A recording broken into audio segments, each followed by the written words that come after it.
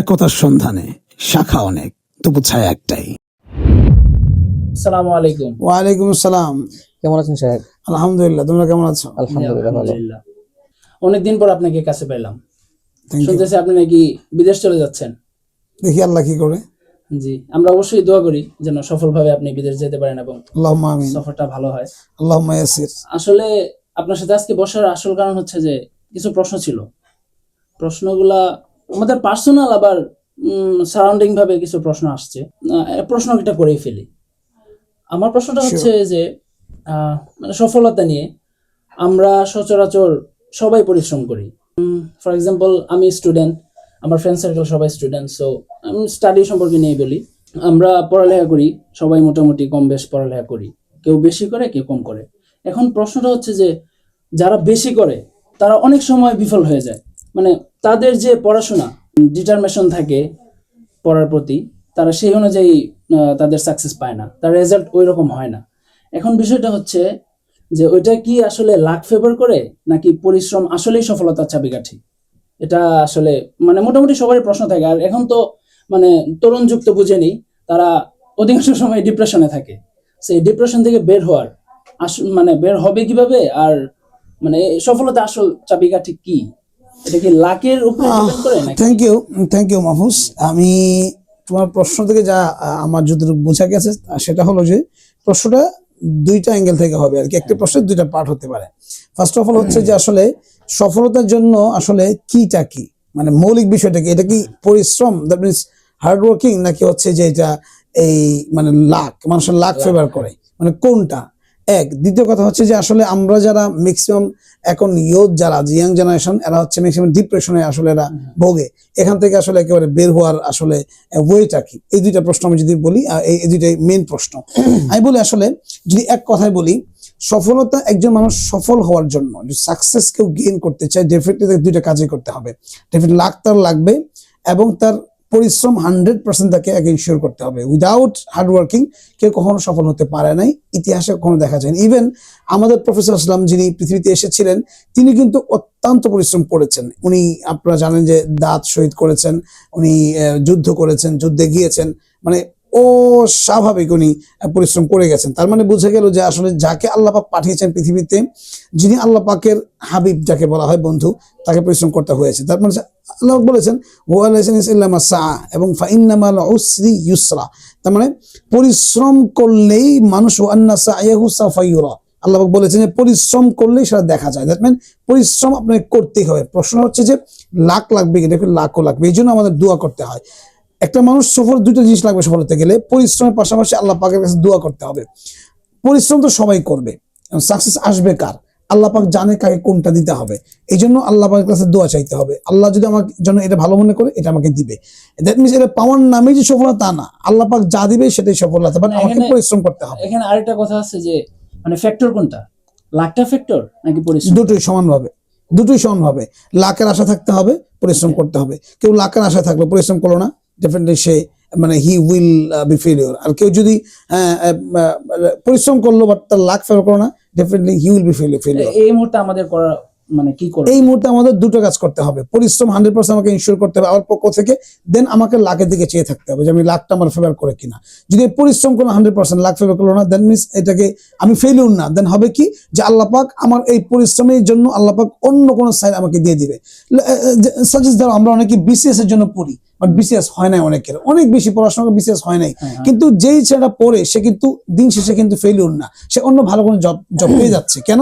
পরিশ্রম করার কারণে তার লাখটা আরেক জায়গায় ফেভার করতেছে। তখন তো আমি মানে সমাজে যেটা আমার কাছ থেকে চায় আমি তো এটা দিতে পারতেছি না, আমার জন্য তো আমি ফেলিওর। এখন প্রশ্ন হচ্ছে যে আমরা আমার ভাগ্যকে আমি নির্ধারণ করি কিনা। আজকাল যে ম্যাক্সিমাম যুবক, কেন যে প্রশ্ন আসছে, কেন আজকে তারা ম্যাক্সিমাম তারা যে ডিপ্রেশনে ভোগে, মানে আমরা প্রত্যেকেই নিজের রিজিক, নিজের ভাগ্যটাকে নিজের হাতে আমরা নির্মাণ করতে চাই। আমি ধরে নিই যে ভাগ্যটা আমার লাইফটা আমার, ডিসিশন আমার, ফিউচারটা আমি বিল্ড আপ করবো। That is the main problem. আগে বুঝতে হবে যে ফিউচার তো আমার হাতে না, ফিউচার আল্লাহর হাতে। আমার দায়িত্ব হচ্ছে প্রেজেন্টে থেকে আমাকে হার্ড ওয়ার্ক করা, দেন ফিউচার নির্মাণ করবে আল্লাহ। আমি যখন হার্ড ওয়ার্ক করবো, আমি ফিউচার ছেড়ে দিব আল্লাহর হাতে। আল্লাহ আমার ফিউচার কি বিল্ড আপ করে, আমি টার্গেট করেছি এটার জন্য, ডেফিনেটলি আল্লাহ হয়তো এটা ভালো মনে করে নাই, আল্লাহ আমাকে ফিউচারটা বিল্ড আপ করে আরেক জায়গায়। দেখো, পৃথিবীতে বাংলাদেশের মানুষ আছে 18 কোটি। আমি যদি 4 থেকে 5 কোটি যুবক ধরি বা স্টুডেন্ট ধরি, এরা পড়াশোনা করে এখন প্রত্যেকটা আমাদের যদি প্রতি এভরি ইয়ারে যদি আমরা কয়েক লাখ যুবক তারা বের হচ্ছে, অনার্স কমপ্লিট করতেছে, ওরা বিসিএস দিচ্ছে। এখন বিসিএস এ মাত্র সিট আছে ধরো 200 বা 300 বা 100 সিটই আছে, পড়ছে তো 2 লাখ পরীক্ষা দিচ্ছে। এখন আল্লাহ পাক কি 2 লাখ কি দিবে বিসিএস? না, 2 লাখ তো হতাশ, আমি বিসিএস পাই নাই, তার মানে আমি ফেলিওর, আমার জীবনে কিচ্ছু হবে না। তার মানে আল্লাহ দিবে কি? 2 লাখ কি দিবে? সিট তো আছে 100। তার মানে বিষয়টা যে পরিশ্রম করতেছে আল্লাহ পাক 100 সিটের মধ্যে 100 কে দিবে, বাকি 2 লাখ পরিশ্রম করেছে আল্লাহ পাকের ইচ্ছা মতো যিনি যা ভালো মনে করতেছেন উনি ওখানে সেট আপ করে দিবেন। তার মানে আমার লাইফে আমাকে দাঁড়ানো, আমি ভালো কিছু করতে পারাই সাকসেস, বিসিএস করা হওয়াই সাকসেস না। আমরা ফিউচারটাকে নির্মাণ আমরা করতে চাই, এই জন্যই প্রবলেমটা হয় যুবকদের, যে আমি যখন আমার লক্ষ্যে পৌঁছাতে পারি না, ফেলিওর। বিষয়টা এটা না, লক্ষ্য তো আল্লাহর হাতে, আমার চেষ্টা আমার করতে, লক্ষ্য তো আল্লাহর হাতে। ডিপ্রেশন কেন হয়? ডিপ্রেশন হয় এই জন্যই যে আমরা সামাজিকতার একটা বেড়াজালে আবদ্ধ। সমাজ আমাকে বুঝিয়েছে বিসিএস ক্যাডারটাই হলো আসল, বিসিএস ক্যাডার না হলে ওর সমাজে কোনো মূল্য নাই। আমার সমাজ আমাকে বুঝিয়েছে যে এসপিডিসি এরাই হচ্ছে সমাজের সবচেয়ে উচ্চ শ্রেণী। কিন্তু তুমি আমেরিকাতে যাও, তুমি ইউরোপে যাও, ওখানে লেবার একটা রাইট আছে, মানে লেবারদের একটা আইন আছে যে কাজের মেয়ে তার যে অধিকার, একজন মন্ত্রী, একজন নরমাল আইন বিশারদ, একজন এসপি সেম মূল্যায়ন। কাজের মেয়ের বরঞ্চ কোনো ক্ষেত্রে তার বেতনটা একজন এসপির চেয়েও বেশি হয়ে যায়, এবং তার রাইট এত বেশি দেয়, কাজের মেয়েকে যদি কেউ কটু কথা বলে, একটু হিউমিলিয়েট করে, তাকে ডেফিনেটলি এর জন্য রেসপন্সিবল হতে হয়, তাকে অ্যাকাউন্টেবল হতে হয়। তার মানে এটা হচ্ছে এখানে একটা কথা হচ্ছে, যেখানে আপনি বলেন সাকসেসফুল কিটা, তাহলে আমরা এখানে বুঝতে পারলাম যে সফলতার চাবিটা হলো পরিশ্রম এবং লাক দুইটাই মাঝখানে করতে হবে কি, আমাদেরকে দোয়া চালিয়ে যেতে হবে। এখন জানার বিষয় হলো যে এমন কি আছে যে চাবিকাঠি তার উচ্চাকাঙ্ক্ষা ছিল ভালো, পরিশ্রমও ছিল, দোয়া ছিল, সবকিছুই ছিল, কিন্তু এমন কি আছে যে পার্সেন্টেজ এরকম হয় যে অনেকেই সবকিছু চালিয়ে যাচ্ছে কিন্তু তারপরেও ব্যর্থ হয়ে যাচ্ছে? এরকম কি হয়? কেন হবে না? ডেফিনেটলি হয়। তাদের বিষয়ে আপনার তাদেরটা কেন ব্যর্থ হয়ে যাচ্ছে, এটার সম্পর্কে আমি তো বললাম যে ফিউচারটা তো আমার হাতে না, ফিউচার তো আল্লাহর হাতে, ফিউচারটা আমি চাই। তখন যাদের তারা যে ডিপ্রেশনে ভুগবে, হতাশায় ভুগবে, তখন তাদের করণীয়টা কি? এই জন্য ফার্স্ট অফ অল আমাদের বুঝতে হবে, এই জন্য আল্লাহ নবী বলছেন আদিবু আওলাদাকুম আলা সালাসা খিসাল হুব্বি নাবিক হুব্বি আহলি বাইতি কিরাআতিল কোরআন। সন্তানকে 3টা শিক্ষায় বড় করতে হবে, কোরআন কারীম পড়াতে হবে, এবং নবীর মহাব্বত তার দিলে দিতে হবে, সাহাবাদের মহাব্বত। কেন? যদি একটা সন্তান ইসলামিক শিক্ষায় বড় হয়, ও আল্লাহকে চিনতে পারবে, আল্লাহর এবং তার যে তাকদীর কাকে বলে সে জানতে পারবে, এবং ইসলাম তাকে বুঝাবে লাইফটা কি জিনিস। একটা সন্তান যখন মুমিন হবে তখন সে এই আয়াতটা জানবে, ইন্নাহু লা ইয়াসমির রাহিল্লা ইল্লাল কওমুল কাফিরুন। অর্থাৎ কোনো মুমিন সন্তান কখনো হতাশ হতে পারে না, হতাশ একমাত্র কাফেররা হবে। কারণ কাফেররা আল্লাহকে বিশ্বাস করে, তার ফিউচার সে বিল্ড আপ করতে চায়, আর মুমিন বিশ্বাস করে আল্লাহকে, তার এভরিথিং, তার লাইফের হোল সেক্টর হচ্ছে আল্লাহর হাতে। সে বিশ্বাস করে আল্লাহ যা করবে তাই হবে। সো সে আল্লাহর হাতে ছেড়ে দেওয়ার কারণে সে নিশ্চিত নির্ভর ঘুরতে পারবে যে আমি আমার চেষ্টা করেছি, বাকিটা আল্লাহ পাক করবে। যেমন ইউসুফ আলাইহিস সালাম দৌড় দিয়েছেন, কি বলেন? ক্বালা মাআযাল্লাহ ইন্নাহু রাব্বি আহসানা মাসওয়ায়া, আমি আল্লাহ পানা চাই। উনি দৌড় দিলেন, উনি জানতেন না দরজা খুলবে কিনা, উনি দৌড় দিয়েছেন, বাট দরজা কিন্তু আল্লাহ পাক খুলে দিয়েছেন। এটা হলো তাওয়াক্কুল, যে আমি আমার চেষ্টাটা করব, বাকিটা আল্লাহ আমাকে করবে। আমাদের কাজ হচ্ছে হার্ড ওয়ার্ক করা, আমরা চেষ্টা করব, লক্ষ্য নিয়ে আগাবো। আল্লাহ ডিসাইড করবে যে আমার লাস্ট ডেস্টিনেশনটা কি হবে, আমি কি বিসিএস ক্যাডার হবো, নাকি আমি বড় আলেম, নাকি ইমাম হব, নাকি আমি বড় বিজনেসম্যান হব। এটা আল্লাহ পাক। যেমন আমরা অনেকেই দেখি, আমাদের মাহমুদুর রহমান যে আমাদের সমাজ সম্পাদক, উনি তো একজন, উনি বুয়েটে পড়াশোনা করেছেন কিন্তু একজন সাংবাদিক, উনি তো সাংবাদিক। অনেকে আছে তার পড়াশোনা একটা, তার ব্যাকগ্রাউন্ড একটা, কিন্তু প্রফেশন হচ্ছে আরেকটা। কেন? ডিসাইড তো করবে আল্লাহ। দিন শেষে আমি যদি বলতে পারি যে একটা প্রশ্ন তুমি করতে চেয়েছিলে যে আমাদের অপেক্ষাটা কি, প্রত্যেকটা মানুষ অপেক্ষাটা কি অপেক্ষা করে, মানুষ কোন দিকে দৌড়ায়, আসলে চাওয়া কি, আলটিমেটলি মানুষের টার্গেটটা কি। আমি সেই জন্য বলবো যে প্রত্যেকটা মানুষের মৌলিক টার্গেট হচ্ছে একটা, সেটা হচ্ছে টু বি হ্যাপি বা হ্যাপিয়েস্ট পারসন, মানে আমি হ্যাপি হতে চাই, আমি ভালো থাকতে চাই। দিন শেষে আমার লক্ষ্যটা পৃথিবীতে যে কয়দিন বেঁচে আছি ডাল ভাত খেয়ে আমি ভালোভাবে যেতে চাই, এটা লক্ষ্য হওয়া উচিত। এইটাই প্রত্যেকে দৌড়ায় না, দৌড়ায় কিন্তু এই জন্য প্রত্যেকে দৌড়াই, অপেক্ষা একটাই, শুধুমাত্র একটু হ্যাপিনেস প্রত্যেকে চায়। এখন আপনার প্রশ্নের উত্তর থেকে যেটা আমার আরেকটু হলো যে প্রসারিত হলো আর কি, যদি সময় দেন আমি একটু বলবো মাহফুজ। বিষয়টা হলো যে সফলতা, তাহলে আমার কাছে যেটা বোঝা হলো, সফলতা একটা হলো দুনিয়ার সফলতা একটা, এটাকে আমরা অসাময়িক বা এটাকে অনিশ্চিত বলতে পারি।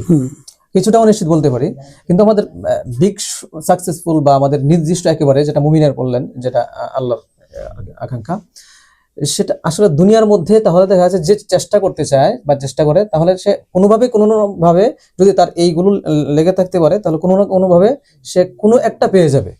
আর মুমিনের একটাই পাওয়া থাকতে হবে, যে সে চূড়ান্ত সফলতা হলো আল্লাহর সন্তুষ্টি।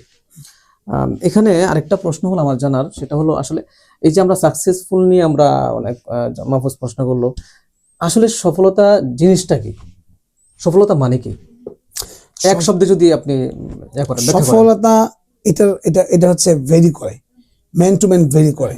মুসলিমের কাছে সফলতা একটা, যে ডিসবিলিভার ও মুসলিম তার কাছে সফলতা একটা। এক্স্যাক্টলি। অমুসলিমের সফলতাটা হচ্ছে যে পৃথিবীতে সে মানে স্বনামধন্য রিচেস্ট পার্সন হওয়া, তার টাকা থাকবে, সম্পদ থাকবে, নামি দামি হবে, মানুষ তাকে চিনবে, জানবে, এই যে তার একটা মানে সুখ, দিন শেষে সুখ, এটা তার একটা সফলতা। মানুষ এখানে আমার একটা প্রশ্ন শুধু দুনিয়া কেন্দ্রিক সফলতা। হ্যাঁ, সুখ যে বিষয়টা, যেমন হ্যাপিনেস, রিয়েল হ্যাপিনেসটা কি? আমি সেটা বলছি আমি। তো কাফেরের সফলতা হচ্ছে যে বিধের সফলতা হচ্ছে যে আমি দুনিয়াতে আমাকে চিনবে, জানে আমি আমার দিক থেকে সর্বোচ্চ জায়গায় গিয়েছি, এটা। আর মুমিনের সফলতা হওয়ার উচিত, এবং সেটাই আলটিমেট সফলতা। আল্লাহ বলছেন ফামান যুহযিহা আনিন নার ওয়া উদখিলাল জান্নাহ ফাকাদ ফাজ যালিকাল ফাউজুল মুবিন। কোরআনে স্পষ্ট বলা আছে, জাহান্নাম থেকে মুক্তি পেল, দূরে সরে গেল, জান্নাতে ঢুকলো, প্রবিষ্ট হলো, সেই একমাত্র সফল ব্যক্তি। দ্যাট মিনস কোন মুমিন যদি এইটা তার মানে মাইন্ডে সেট আপ করতে পারে, এই সফটওয়্যার ডাউনলোড করতে পারে, যে আমার আলটিমেট সাকসেস হলো জান্নাতে আমাকে ইন্টার করা, এটা আমার আলটিমেট সাকসেস, জাহান্নাম থেকে আমাকে বেঁচে যাওয়া। এটা কেউ ধরতে পারে, দুনিয়াতে তার কোনো কিছু ম্যাটার করবে না, কখনো সে হতাশ হবে না, কারণ দুনিয়াতে কিছুই না। আলটিমেট লক্ষ্য তো আমার জান্নাত, মৃত্যুর পরে আমার সফলতা। দুনিয়াতে সফলতাই না, দুনিয়াটা আসলে কি, আমাকে চলার জন্য যা করার দরকার তাই করা, আমি একটু ভালো থাকা। এই যে বললাম তো, ইসলামিক হিউম্যান রাইটস দিয়েছে, ইসলামে প্রত্যেক মানুষের সমান ইকুয়ালিটি মেনটেন করবে, তার অধিকার সবার সমান। যে এটা আমাদের দেশ করতে পারতো, যুবকরা আজকে ডিপ্রেশনে ভুগতো না।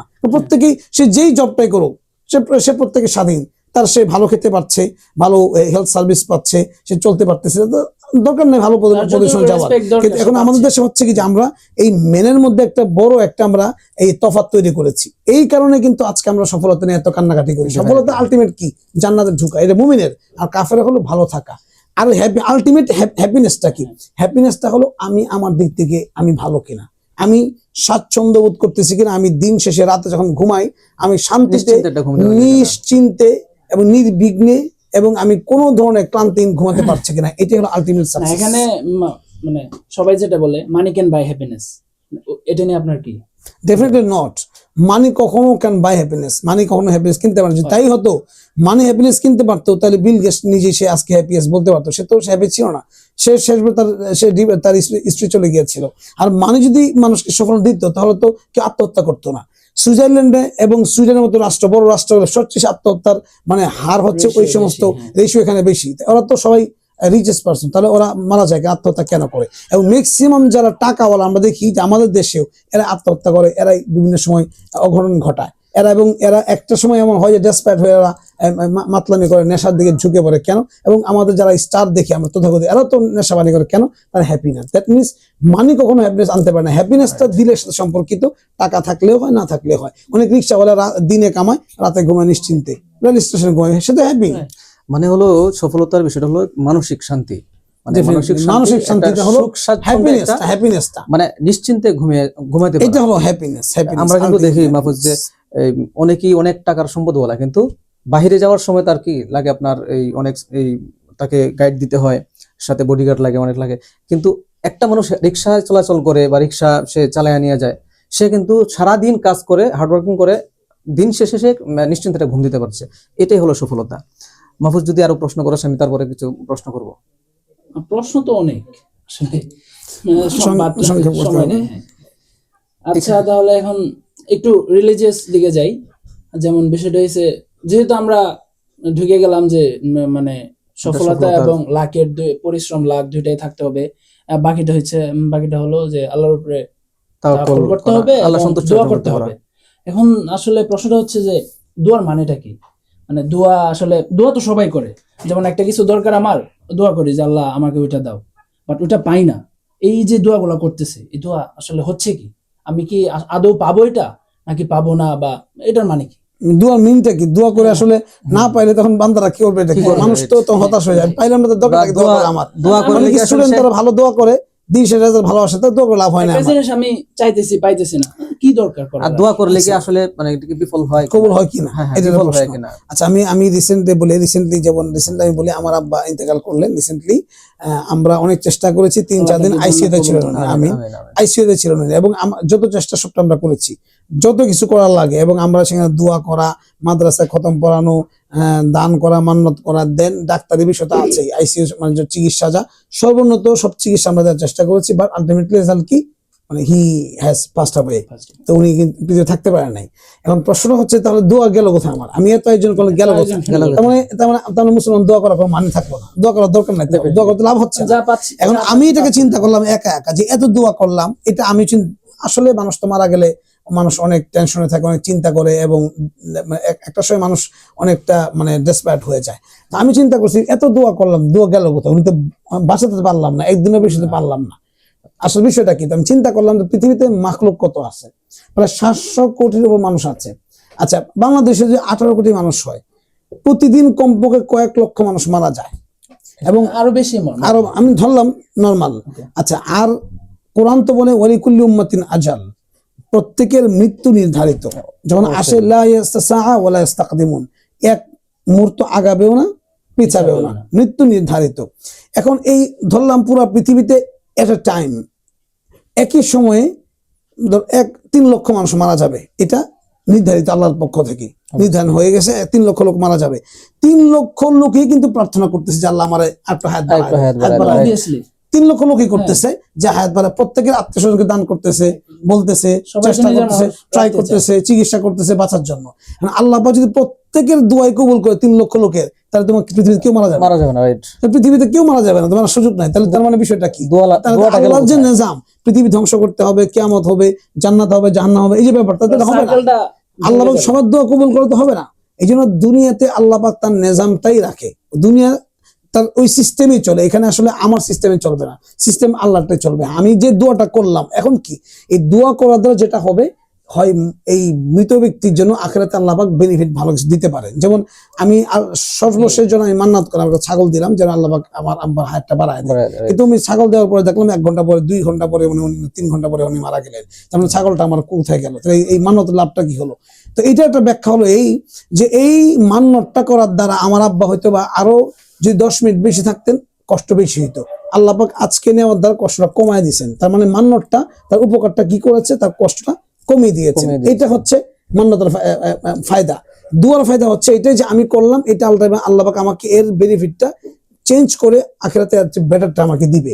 দোয়া মানে এটা আমারটাই কবুল হতে হবে, কারণ যদি আল্লাহ প্রত্যেকটা কবুল করে তাহলে দুনিয়া তার নিজাম ঠিক থাকবে না, তাহলে সিস্টেম ঠিক থাকবে না। মানে আমার দোয়া কাজ করছে। হ্যাঁ, দোয়া 100% কাজ করে। হাদিস বলে উদু আল্লাহ ওয়া আনতুম মুকিনুনা বিল ইজাবা, হাদিস বলে তোমরা নিশ্চিত দোয়া কবুল হবে, এই নিশ্চিন্ত হয়েই দোয়াটা করো। দোয়া কখনো বিফলে যায় না, বাট দোয়াটা এখন হতে পারে, কালকে হতে পারে, আগামীতেও হতে পারে, আবার কিয়ামতের মাঠে হতে। আমি অনেক দেখেছি দোয়া করেছি একটা, আমি পাই নাই, আমার হয়ে গেছে আরেকটা, পরিবর্তন একটা হয়েছে, আর তার চেয়ে বেটার অপশন চলে আসছে। যেমন ফাহিম ভাইয়া, আমরা অনেকক্ষণ এই সফলতা এবং জীবনের এইম ইন লাইফ এটা নিয়ে আমরা আলোচনা করলাম, জানলাম, মাহফুজ প্রশ্ন করলো। এখন আরেকটা স্বতন্ত্র বিষয় আমরা আলোচনা করবো, যেহেতু আমাদের সময় খুবই শেষ। যে প্রশ্নটা বা যেটার জন্য আসলে সবাই একটু পেরেশান, সেটা হলো আমাদের বাংলাদেশে বিশেষ করে বা পুরো পৃথিবী বলা যায় যে ডিভোর্সের সংখ্যা দিন দিন বাড়ছে। এটা আসলে কেন হচ্ছে? মানুষ তো মানে সন্তানকে বিয়ে করাবে এরকম একটা বিশাল বড় একটা উচ্চাকাঙ্ক্ষা থাকে, বা যে বিয়ে করবে তারও একটা বড় ইয়া থাকে, কিন্তু ডিভোর্সটা কেন হচ্ছে? দিন শেষে ডিভোর্স কেন হয়ে যায়? কারো দেখা যায় 1 মাস পরে, কারো দেখা যায় 1 বছর পরে, বা কারো হচ্ছে 10-20 বছর পরে হয়ে যায়। এই যে 20 বছর সংসার করার পরেও কেন ডিভোর্সটা হয়ে যাচ্ছে? এখানে আসলে মানে ভুলটা কার? ছেলের নাকি? ডিভোর্সের অনেকগুলো কারণ, এটা তো লম্বা আলোচনা, এটা নিয়ে আলাদা একটা এপিসোড করতে হবে আমাদের। আপনি যদি সংক্ষিপ্ত সময় এটা আমি যদি এক বাক্যে বলি, এটা মৌলিক কারণ হচ্ছে মিস আন্ডারস্ট্যান্ডিং, ভুল বুঝাবুঝি। একমাত্র কারণ ভুল বুঝাবুঝি। মানে বিয়ের জন্য ছেলে মেয়ে পড়াশোনা করা দরকার, এটা নিয়ে হিউজ আসলে পড়াশোনা করার দরকার। আমরা বিয়ে করি, আমরা বিয়ে করি পড়াশোনা ছাড়া বিয়ে করি, এই জন্য প্রবলেমটা হচ্ছে ওই জায়গায়। ছেলেরও পড়াশোনা করা দরকার, এখন যদি আবার বিয়ের মেয়েরও জন্য পড়াশোনা পড়াশোনা করা করতে দরকার। চাই তাহলে তো আরো এক যুগ চলে যাবে। না একজন না, সেটা বিয়ে পড়াশোনাটা মানে কি, এটা স্টাডি করা, জানা, বিয়ে যে করবো কিছু বিষয় এটা এমন না যে আমার কোর্স করে আমার কয়েক বছর অনার্স করতে হবে, কোর্স করতে হবে, হ্যাঁ, বিষয় এমন তা না। না। এটা আমাকে ভাবতে হবে বিয়ে যে করবো আসলে সংসারটা কি। আমি একটা মেয়ে আমার ঘরে আনবো, আমি তাকে কিভাবে রাখতে চাই, মেয়েটা একটা ঘরে যাবে সে কিভাবে থাকবে, তার এটা চিন্তা করা, তার একটু গবেষণা করতে হবে যে আমি কিভাবে থাকবো। এখন বিষয়টা হচ্ছে যে আসলে ম্যাক্সিমাম হাজবেন্ড ওয়াইফের ক্ষেত্রে মিসআন্ডারস্ট্যান্ডিং হয়। এটা আগে বুঝতে হবে আমাদেরকে যে একটা ছেলে আর একটা মেয়ে দুইটা ঘর থেকে আসে, দুইটা ফ্যামিলি থেকে আসে, তাদের মানসিকতা, চিন্তা ভাবনা, বয়স, তাদের যে কালচার, তাদের যে ফিনান্সিয়াল সাপোর্ট বা তাদের যে এবিলিটি, সবগুলোই আলাদা, চেঞ্জ। দুইটা মানুষ একটা জায়গায় এসে দাঁড়িয়েছে, একটা মানে জায়গায় মোহনা এসে তারা মিলিত হয়েছে। এখন তাদেরকে বুঝতে হবে যে আমি আমার জায়গা থেকে আমাকে আমার ছাড় দিতে হবে, মেয়েটাকে বুঝতে হবে আমাকে ছাড় দিতে হবে। কারণটা কি? কারণ আমি তো ভিন্ন পজিশন থেকে এসেছি, সেও ভিন্ন জায়গা থেকে এসছে, তার সাথে কখনো আমার মিলবে না, মানুষ দুইটা এক না।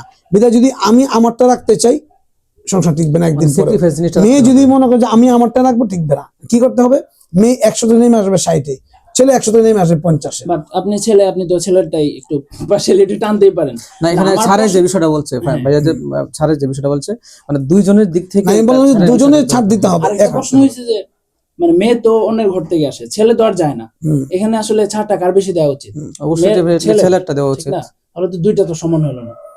মানে আমি মেয়ের এই জন্য জন্য তো আরেকটু এই জন্য বেশি বললাম, পাওয়া এই দরকার। জন্য বললাম যে রেশিও কম বেশ হবে।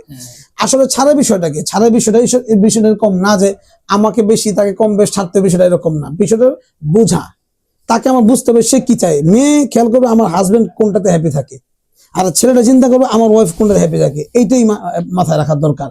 ছাড় কোনো মৌলিক বিষয় না, তার হ্যাপিনেসটা আমি খেয়াল রাখবো, মেয়েটা চিন্তা করবে আমার হাজবেন্ডের হ্যাপিনেসটা আমি খেয়াল রাখবো। এই যে আজকের সমস্যাটা কোন জায়গায়? সমস্যাটা হচ্ছে যে উন্নত বিশ্বে তারা একটা লাইফ লিড করে, এটা সিঙ্গেল লাইফ তারা লিড করে।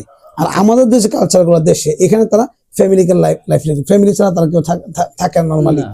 একটা মেয়ে আসার পরে বুঝবে যে আমার হাজবেন্ড সে সারাদিন যদি নাও খায়, একটা হাজবেন্ডের কোনো কাজ না করে প্রবলেম নাই, কিন্তু মেয়ে ছেলেটা চায় আমার আব্বা আম্মা আমার বউ থেকে একটু ভালো আশা করো।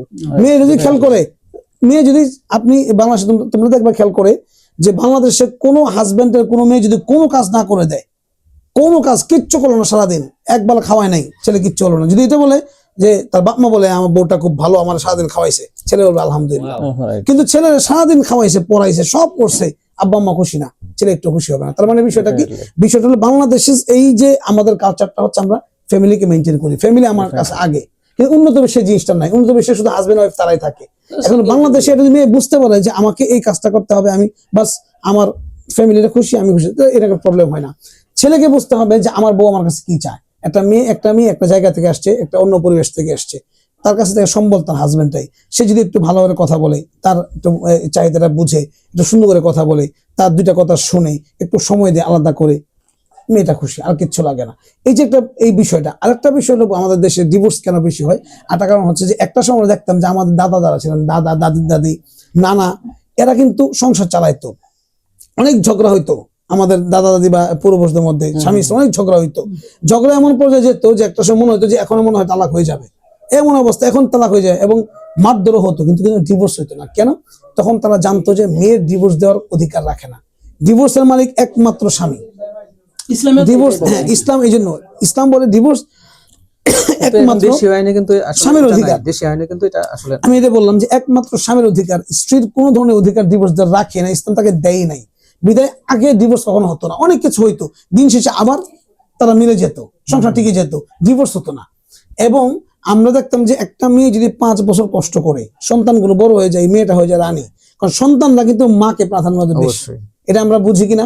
সন্তানরা দেখবেন স্বামী, বাবা খাওয়াচ্ছে, চাকরি করতেছে বাবা, টাকা দেয় বাবা, বিল্ডিং বাবা, সব বাবার, বাবা মা ঝগড়া লাগে, সন্তান মার পক্ষে চলে মার যায়। পক্ষে যায়, রাইট। তোমরা খেয়াল করছো কিনা? মায়ের প্রতি একটা সন্তান আলাদা কিন্তু টান মার পক্ষে চলে থাকে, যায়, কিন্তু সব খাওয়ায় দেয় বাবা, কিন্তু যায় মার পক্ষে। তার মানে কি? সন্তানরা একদম এটা হচ্ছে বাই বোন, তারা মার প্রতি নারীর টান। একটা আকর্ষণ থাকে। আর এটা তো সায়েন্সও বলে মেয়েরা বাবার প্রতি একটা আকর্ষণ থাকে বেশি, এটা সায়েন্সের কথা। এখন কথা হচ্ছে যে এই যে আমাদের সিস্টেমটা, যে একটা মেয়ে যদি 10 বছর 5 বছর কষ্ট করতে পারে, সংসারে একটু কষ্ট করে মেনটেন করে, 5 বছর পরে তার সন্তানরাই তাকে মানে রানী বানায় ফেলে, তখন ওটো সে রানী হয়ে যায়। কিন্তু এই 5 বছর ধৈর্য ধরার ক্ষমতা আগে ছিল। কেন তখন ডিভোর্স তারা জানতো যে ছিল না। হ্যাঁ তখন জানতো যে মেয়ে ডিভোর্সের কোনো অধিকার রাখে না। কিন্তু সরকার যখন দিয়েছে যে হ্যাঁ মেয়ে চাইলে ডিভোর্স দিতে পারে, মেয়ে চাইলেই পারে। এখন প্রবলেম হচ্ছে এই অধিকারটা দেওয়ার কারণে মেয়েরা তো ধৈর্যশীল কম, এমনিতেই তারা বুঝে কম, তখন এই মেয়েটা এই অধিকারটা তারা প্রয়োগ করে ফেলে। ফাহিম ভাইয়া, প্রয়োগ করার যদিও- পরে কারণেই অল্পতে ডিভোর্সটা বর্তমানে ৭৭% মেয়েদের পক্ষে ডিভোর্স আগায় আসে। কেন মেয়েরা জব করে, জবের ক্ষেত্রে তারা অনেক হিউজ অপরচুনিটি দেখে। একটা ছেলে তাকে তার সাথে দেয়, হ্যাঁ আপনি তো সুন্দরী, আপনি কি ধরে খামাকা সংসার করার, আপনার স্বামী বুঝেন, আপনাকে বাদ দেন এগুলা, থেকে ভালো আপনার লাগবে। আপনার অপশন অভাব নাই। মেয়ে মনে করে আসলে মনে হয় ডিভোর্সটা সে দিয়ে দেয়, হ্যাঁ আমি তো অপশন আমার অভাব নাই, দিয়ে দেয়। দিন শেষে কি মেয়েটা পরে কিন্তু রাস্তায় পড়ে যায়। এই যে একটা কালচার, মেয়ে ডিভোর্স দিতে পারে, এই অধিকারটা সরকার দেওয়ার কারণেই আজকে ডিভোর্সটা হার বেশি বেড়ে থেকে গেছে। বেশি হচ্ছে। কিন্তু একটা সময় এটা ছিল না, বিধায় ডিভোর্সটা হইতো না। ফাহিম ভাইয়া, এই প্রশ্ন যদিও আমাদের সময় শেষ, কিন্তু প্রশ্ন আরেকটা আমার মাথায় আসছে। যদিও আমিও বিয়ে করি নাই, প্রশ্নটা আমার মতো অনেক এরকম আমার বয়সের, আশা করি মাহফুজের মধ্যেও আসে। বিষয়টা হলো যে বিয়ে কিন্তু দুইভাবে হয়, একটা হচ্ছে সম্পর্কের মাধ্যমে, আর একটা হচ্ছে সম্পর্ক ছাড়া। বর্তমানে কিন্তু সম্পর্কের মাধ্যমেটাই মনে হয় বেশি অ্যারেঞ্জ হয়। ম্যারেজ আর লাভ ম্যারেজ। এখন আসলে কোনটাকে প্রাধান্য দিব আমরা, যে আসলে সম্পর্ক করে নেওয়াটাই ভালো নাকি সম্পর্ক ছাড়া ভালো? মানে সম্পর্ক বলে হালাল পন্থ আছে, হারাম পন্থ আছে, মানে কথা বলে এই এখানে আমারও একটা প্রশ্ন আছে, যে এখানে লাভ ম্যারেজের যে বিষয়টা, এটা হলো তো মানে দীর্ঘদিন যাবত তার সাথে আমার একটা সম্পর্ক, তার সম্পর্কে আমি মোটামুটি সব জানি, সে পার্সনটা কেমন, মানে ওইরকম ভাবে জানা যায় না, বাট মোটামুটি তো বোঝা যায়। কিন্তু অ্যারেঞ্জ ম্যারেজ তো ওইরকম টাইম পাওয়া যায় না, ওইরকম ভাবে মানুষটাকে চেনা যায় না। সো এটা একটা বিষয় আছে। একটু এটা যদি বলেন, আপনার জানি আপনার সময় কোনটা বেটার? লাভ, অ্যারেঞ্জ এগুলো কোনো শব্দ না, এগুলো আমাদের তৈরি শব্দ। এগুলো নতুন শব্দ ইতিহাস তৈরি করছে যে টক্সিক, আমি টক্সিক রিলেশনশিপ থাকতে চাই না।